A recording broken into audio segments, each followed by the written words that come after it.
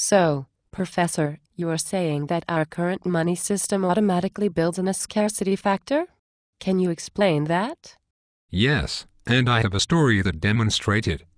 I learned the story in Australia. So I'm setting it in the Australian outback, in a little village where people don't know about money.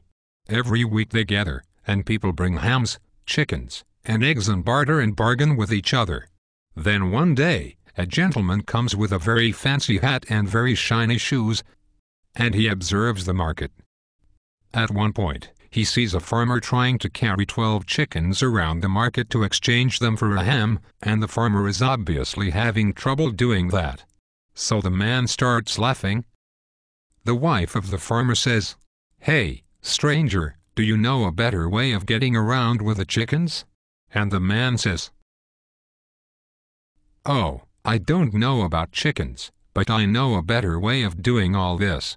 "Oh, really?" she says. "What would that be?" "See that tree in the corner?" he asks.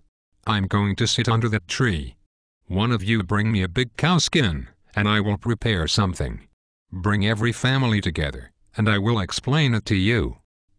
He goes to the tree, and they bring him the skin. He cuts 9 little rounds in that skin and puts a fancy little seal in each of those rounds. Then he gives 10 rounds for every family. 1 round is equal in value to a chicken. So now the villagers can carry those rounds instead of the chickens. Then he says,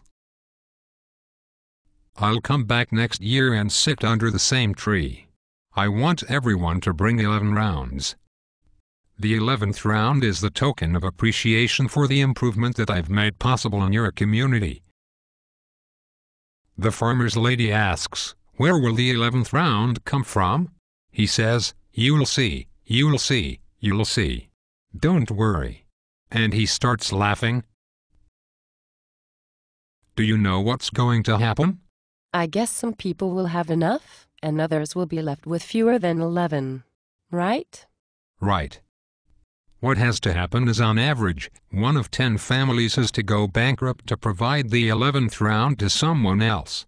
We've created a negative-sum game, and the next time the harvest is ready, not everyone will participate to help a neighbor in trouble to get his harvest in before a storm.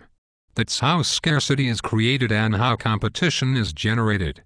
So you are saying that the scarcity is in our national currencies? Yes, in fact, the job of central banks is to create and maintain that currency scarcity.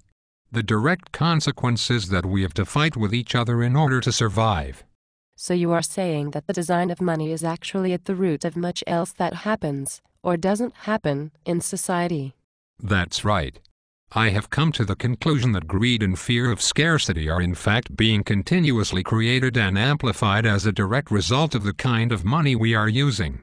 For example, we can produce more than enough food to feed everybody, and there's definitely enough work for everybody in the world, but there is clearly not enough money to pay for it all. Let me give you an example. When a bank provides you with a $10,000 mortgage, it creates only the principal, which you spend and which then circulates in the economy. The bank expects you to pay back $20,000 over the next 30 years, but it doesn't create the second $10,000, the interest. Instead, the bank sends you out into the tough world to battle against everybody else to bring back the second $10,000. So, to sum it up, some people have to lose in order for others to win, and some have to default on their loan in order for others to get the money needed to pay off that interest.